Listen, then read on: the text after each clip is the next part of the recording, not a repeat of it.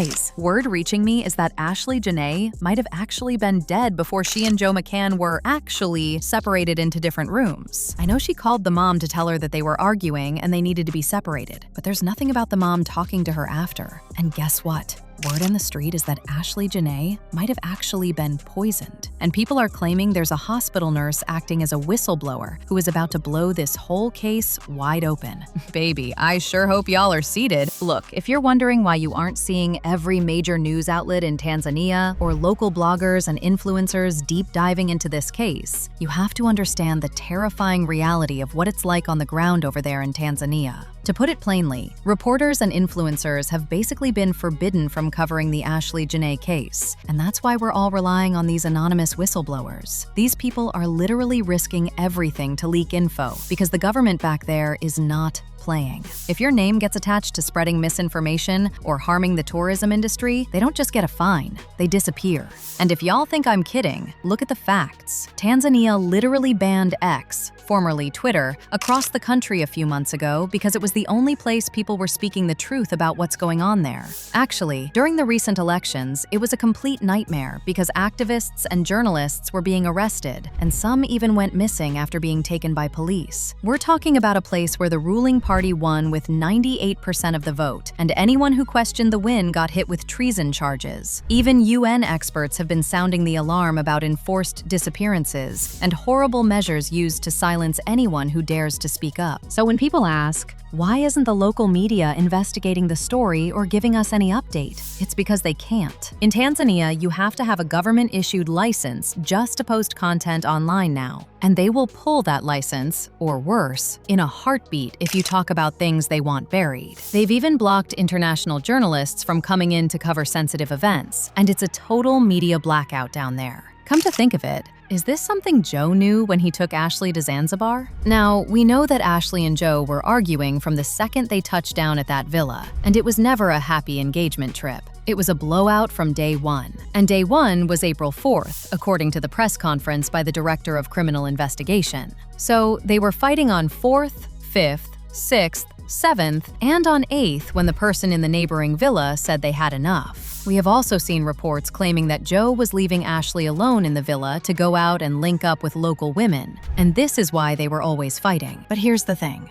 The assumption right now is that Ashlee died on the 8th and not on the 10th like they are trying to make us believe, and that the press conference trying to piece together the timeline was just BS. See, the Director of Criminal Investigations provided a detailed timeline stating that Joe and Ashlee checked into Zuri Hotel, Villa number 25, with a planned departure for April 10th, 2026. He then confirmed that there was a dispute between the two of them, and it was so bad that the person in Villa number 26 alerted the hotel staff, and that's when they were separated into different rooms. Then he said that the staff decided to relocate Joe to Villa number 65, which is approximately 8 to 10 minutes from Ashlee's room. He also said that at around 7:30 p.m. on the day Ashlee was found, one of the attendants was doing his evening rounds when he visited Villa number 25 where Ashlee was staying, and she told him that she needed a phone charger. The attendant gave Ashlee his phone charger and then proceeded to Villa 24 and 26, but Ashlee had told him to come back after about 10 minutes. Guys, this is the first thing that doesn't make sense at all. Like, are we really supposed to believe that Ashlee Jenae, a literal influencer on a luxury vacation in Zanzibar, didn't have a phone charger? Be for real. Her entire life and career depended on that phone being charged. You're telling me she's out there taking content, posting stories, and living the soft life, but she just forgot her cord?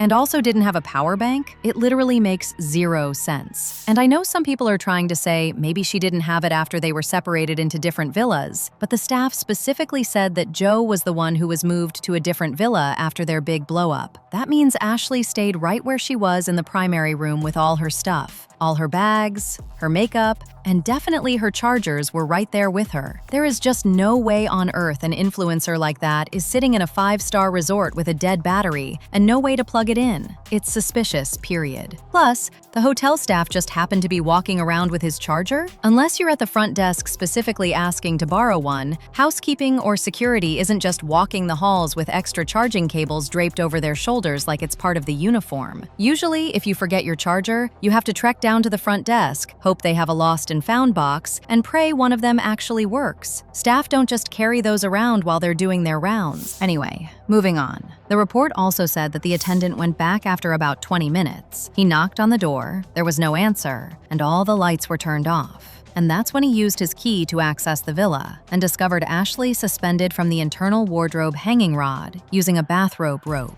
Based on the report, at the time she was still alive, but struggling, so he raised the alarm and they rushed Ashlee to the nearest hospital. Then, after initial treatment, Ashlee was transferred to another hospital for specialized care, but she passed on the next day, at about 3 p.m. This brings us to another question. How exactly is a standard hotel wardrobe rod supposed to hold the full weight of a grown woman? Most of those rods are designed for shirts and jackets, not for that kind of pressure. It would literally have snapped immediately. But the biggest red flag? The lights. The report says the room was pitch black. So we're supposed to believe Ashlee did all of this, the tying, the positioning, the securing, perfectly, in total darkness, in under 20 minutes? Guys, come on. It just doesn't add up. If you're in a dark, unfamiliar villa, you can barely find the bathroom without stubbing your toe, let alone set up something like that. And also, guys, you have to understand that Ashlee was in a villa with various rooms, not your regular hotel room where the wardrobe is literally just there. And a tour on their site gives us a picture of how luxurious and massive the place was. Honestly, I'm really struggling to understand how this attendant immediately noticed that Ashlee was struggling, and why his first instinct was to enter a villa because the lights were off. Doesn't make sense at all. Anyway, guys, here we are operating with the assumption that there was actually an attendant who had an interaction with Ashlee, but there has been no surveillance that has been provided backing this narrative, which means that this entire narrative may have been made up, all of it. And you want to know why? Allegedly, Ashlee was already dead, way before they were saying she died. And this is what the whistleblower is trying to tell us. And it's the autopsy reports that would have all the answer. It officially says strangulation, but what kind? The one from a rope? Or the one with hands? And you want to know why this makes sense? Ashlee's last post on social media was on 5th April, and it's a post from Serval Wildlife, not Zuri, Zanzibar. There is not a single post of Ashlee from Zuri, Zanzibar where they moved to and where she died, even though she was supposedly there for a few days. Think about it. For someone who frequently posted about her soft life, that is strange, right? You want to tell me that she was at this luxurious 5-star resort and didn't post anything from the time she arrived? Honey, there is no way she was there from 4th to 9th and never posted anything from Zuri. Guys, the only thing that makes sense is that Ashlee never died on 10th April. Simple. And now there are alleged reports of a whistleblower, supposedly a nurse or medical staffer from the local hospital, who is claiming we need to look way closer at the toxicology. Allegedly, this whistleblower is hinting that her body showed signs of a toxic reaction, and if she was poisoned, it changes the entire narrative. It would mean everything was premeditated and planned. However, the reason why this whistleblower has to stay so deep in the shadows is because in a place where people fall off the grid for just tweeting, coming forward about a high-profile death is a literal life or death move. Simply put, the silence isn't because there's no story. It's because the government has a muzzle on anyone with a microphone, and everyone who came into contact with Ashlee. Now, I can't verify that there was poison involved, but there was clearly foul play because the official report is more of a cover-up with details that don't make any sense. Y'all, I know it's a lot, but let me know what you think of the government forbidding people from covering and talking about the case, and whether you also believe Ashlee died much earlier in the comments section below.